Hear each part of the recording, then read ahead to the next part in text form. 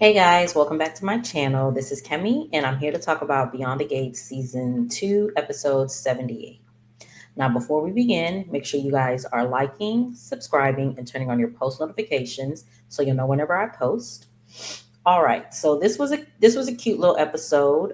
We do start off the episode with Tomas meeting Vanessa at Uptown, and he's trying to get information on Lynette, and she's giving all the information that she can give, and she mentioned something about the penthouse, and Danny walks in, and she assumes that Bill is buying him a penthouse, and so she's saying, oh, the car he gave Caroline, the new ring that he bought Hayley, now he's buying you a penthouse. What's going on? Is Bill showing signs that he may be having another stroke? Like, why is he playing Daddy Warbucks to everybody or whatever? So Tomas is just like, no, it's not. He's not buying me a penthouse. And, Vanessa explains what they were talking about.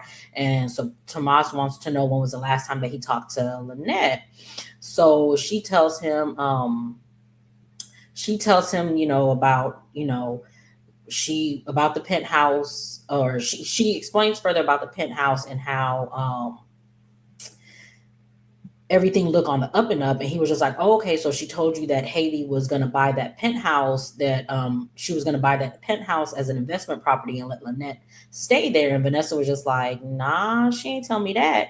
And now Danny's interest is piqued because she's just like, oh, okay, so it's Hayley, something's with Hayley. So she's trying to get more information, but Tomas isn't trying to tell her. So she was just like, what's the lady's name? So Vanessa gives the name, and she was just like, oh, okay. So she was um the charges were dropped for embezzlement. And so she's looking further into it. No, I'm sorry. She dropped. Vanessa says everything was on an up and up. They discuss Hayley and how they were friends or whatever, and Tomas thinks that Hayley is indebted to her because she saved her during the mugging. And Vanessa is just like, I can't believe it happened outside of here, because again, they were at Uptown or whatever. So Tomas says they became real close, and then Danny says something about Hayley not having any friends or whatever. And then she says, she has much better things to do with her life. But then she picks up her phone and she starts looking into Lynette or whatever. And she was just like, yeah, something stinks. Because Vanessa was just like, you're looking up some information. She was just like, yeah, because something stinks. So she finds a picture of Lynette, and she's just like, she's met her before. And when she met her, she was with Hayley, and they seemed real close. And this was before the mugging. So, yeah, Tomas tries to leave, but Danny isn't having it. She wants to know she tells him all the info that you find up on Hayley and Lynette, come to her. And he's just like, yeah, no, I'm not gonna do that. And she was just like, yeah, you are. She says, yeah, you are, because Hayley isn't innocent, and whatever is going on with Lynette, whatever is going on with Lynette may blow back on her family, and she needs to know what's coming. So we see Kyle. He runs into Nicole at the country club, and she's looking for something, and he's like, "Oh, I hope it's the key to my place or whatever." They talk about that. Then they go into the country club, and they're talking about his kids, and then she's talking about her kids, and he says, oh no, sorry. Before they went into the country club, she asked him what he and Carlton were talking about, and he tells her what they were talking about. How they were just like coming to terms with it, and then saying that they were going to fight each other, and they decided to go play basketball together or whatever. She was just like, oh, okay, whatever. So that's when they go into the country club, and then they talk about their kids, and then he mentions that he's never met Martin, and she explains, oh, he's busy with his campaign. And he's just like, he can't wait to meet him. He tells her about his kids. He tells her that he told his kids about her, and she's like, a little shocked or whatever. And I was just like, girl, what you shocked for? You introduced him to your whole entire family at Easter. Why are you shocked that he told his two kids about you? But he goes to mention he goes to say the exact same thing that I said or whatever. And she was just like, oh, he just like, he told his kids because he's happy now, he's walking on air, and he feels like he's hiding her from his kid, he's hiding a part of himself from his kids. That's why he told them or whatever. She understands, but she says it's different because they just lost their mom. They not they lost their mom not that long ago. He explains it's a process. Some days it feels like it was just yesterday, other days it's okay. She wants to know what he told her about what he told the boys about her. He tells her she wishes some of her she says she wishes that some kids were understanding about losing a parents. And like, she like looks off in the distance, and he's just like, where'd you go? And she was just like, she was thinking about Deanna and Vanessa, and she wishes Deanna could give Vanessa grace, but at the same time she doesn't. Then they talk about Joey, and what they've heard about him, and he's just like, is it all true? And she was just like, she don't know. But she's keeping her, she said she promised Vanessa and Joey that she would not talk bad about him, and let their relationship be their relationship. And she hopes that Deanna can get through to Vanessa. And Cal says he doesn't think that Deanna will be a fan of Joey and Vanessa's relationship anytime soon. And Nicole says, this last year has been a change for all of them. And then they leave to go have sex or whatever. So what I'll say about the whole when Nicole was just like, oh, she wishes that some kids would be like her, like his kids or something like that, and be okay with their parent moving on. It's different because Doug hasn't even been gone a year, and Vanessa's already parading this man around town, and this is the love of her life. So it's like completely different with Kyle's situation with his kids. I can't remember if they said when his wife passed away, but she's been gone for a minute. So him dating now, I'm pretty sure you're not the first person that he's dated. So it's completely different. But I digress. So we see Hayley. She surprises Bill with some dinner, and he asks her, like, she surprises him with dinner. They're eating the food, and then he's asking her where she got the food from, and she tells him where it is, and he starts to choke, and she's just sitting there looking at him like. "Hmm."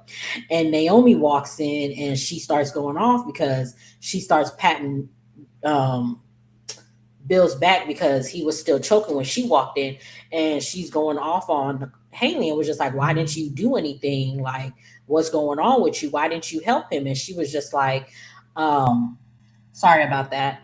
So she was just Haley, she was going off on Haley, like, why didn't you do anything? My dad was choking and you was just sitting there like nothing was going on. Um, Bill tells her to calm down. He was just choking because he had asked her where she got the food from, and it was from a shady part of town. And he doesn't understand why she would go there, especially with what happened to her recently. And what happened to her recently or whatever. And she says, she was in and out, and he tells her, you weren't safe being there regardless. And hey, I mean, Naomi is just like, yeah, why were you over there? So she Haley plays a victim act, and he brings up Lynette again, and she tells him, you don't ever have to worry about her again. And they want to know why she feels so certain about it. Haley says she told him that Lynette texted her and said that she was gone, she was leaving town, and that's fine. So it is what it is. So she leaves the office, and when she's in the hallway, she's complaining about Naomi and how she can't wait till they are out of her hair or whatever. So back in his office, Bill, Naomi is pissed, because she's just like, that lady just sat there while he was choking. Bill doesn't want to fight about it. He makes a joke about him choking, and she says it's not funny. He tells her it was just a joke, and She tells him she doesn't find it funny. He wants to know what's wrong with her. She says nothing. She came to talk about the case. He says it can wait. What's going on with you? She asks if she's stressed since Jacob is training, and she's just like, I don't like the way you said that, and wants to know why he always changes the subject whenever they're talking about whenever they're discussing his wife. And he says that's not true. He says that's not true, and he can't pretend that he can't pretend that he can't see what's plain as day. And she says that's funny because when it comes to your marriage, you're blind as a bat. And then she leaves. So Hayley comes back in. She makes a joke about him choking in. She asks if everything's okay with Naomi, and he says yeah, but he thinks something bigger is going on between Naomi and Jacob. She's just like, well, they'll figure it out. Then she tells him that she sprung that breakfast on him because they need a vacation. He's just like, I'm not going nowhere. She's just like, we really need a vacation because we can't even be in our own house without us being interrupted. And he's just like, I'm not going nowhere. There are threats that are happening to his family all around him, and he won't stand for it. So we see Smitty. He's at the hospital and he's looking for Ashley, but she isn't there. So he starts asking Shanice about the blood plasma or whatever and how it works. She tells him they're in short supply and he wants to know how long that has been going on. She tells him, and if it's a certain blood type, she doesn't know. She tells him that he would have to ask somebody in the lab. He wants to know what the screening process is. She says the hospital isn't staffed for it, but the hospital isn't staffed for it, but they have to take the word. They have to take the word of the person who did it or whatever. But they do follow the FDA requirements. He mentions Rachel told him something different. She looks her up and mentions that she's doing a lot of OT, but she should know better. And she's gonna talk to him, and he's just like, she'll talk to her, and she'll just like, oh, I may have gotten it wrong or whatever. So she leaves. So he leaves. I'm sorry. So we see Ashley. She's at home and she's taking care of Grayson. She's telling him that he needs meds and not something over the counter. She tells him that he's getting worse and she has to take him to the hospital. He says no. He gets a call from on his phone. It says Rashad, but we know it's Jacob. She wants to know who it is.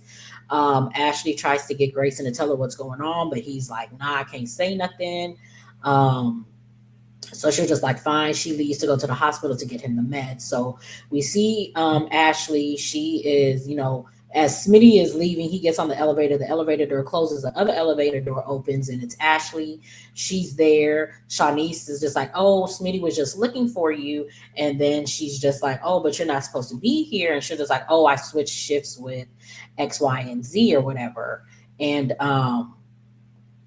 she'll just like, but she'll just like, okay, well, how was the date? Did my recipe hold up? But Ashley really isn't focused on that or whatever. So she'll just like, oh, I gotta get myself together and because she's running late or whatever. So we see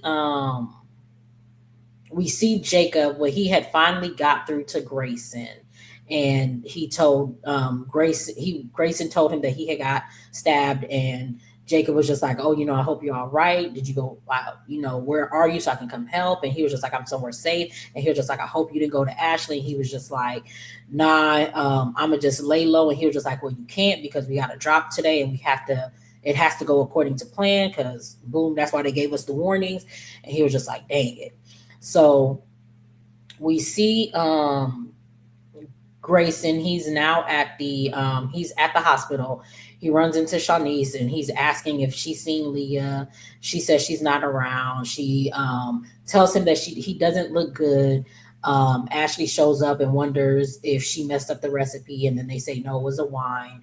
So Shanice asks Ashley if she's ready to start her shift, and she was just like, oh, she got her wires crossed, and the other girl is coming in. She, wasn't whatever. So Shanice leaves, and Ashley wants to know why he's there. Ashley wants to know why he's there or whatever. Um, let's see. I think I skipped something. I could have skipped something, or I'm like out of whack. But What is it? What is it? I am missing something. I am so sorry, y'all. Let's see.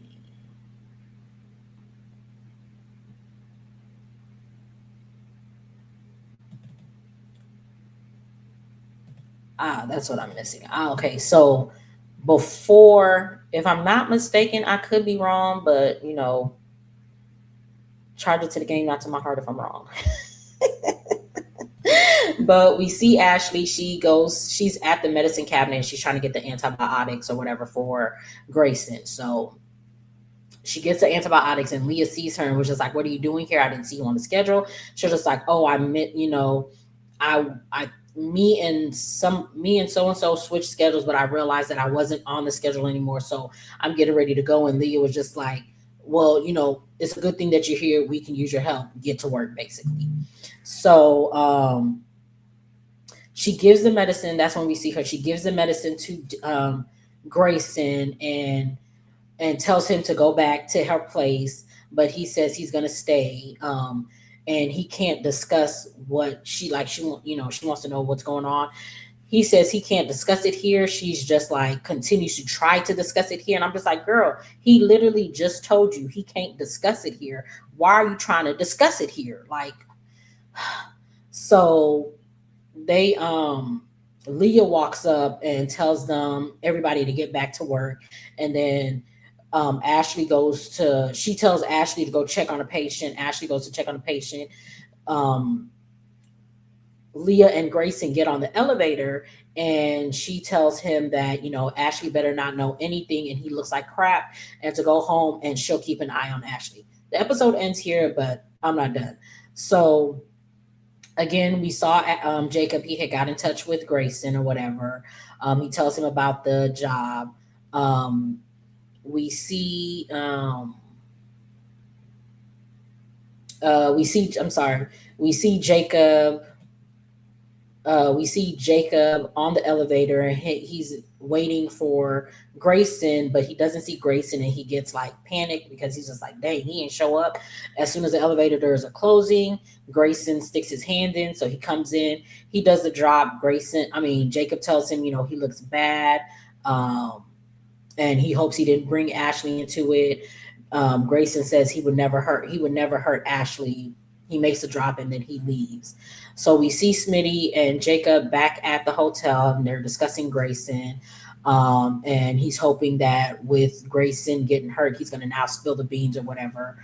Smitty tells him how he talked to Shanice about the Rachel girl, and how she's been clocking a lot of OT and she's been there for 4 months. And Jacob says, well, Grayson has been doing this for a little over a year. So if if the boss should have been there for about that long or a little bit longer as well. But Smitty is adamant that it's Rachel, so he's going to look more into her or whatever. Jacob says this is taking a long time. And he feels like it's about to go down. He just feels like, something's about to happen or whatever. So we see Jacob. He calls Naomi and he tells her that he loves her and that he's trying his best to get back to her. So yeah, so that was the episode. Let me know what you guys thought of the episode. It was cute or whatever. Make sure you guys are liking, subscribing, and turning on your post notifications so you'll know whenever I post. Get down in the comments, tell me what you guys thought of this episode, and I will see you guys in the next one.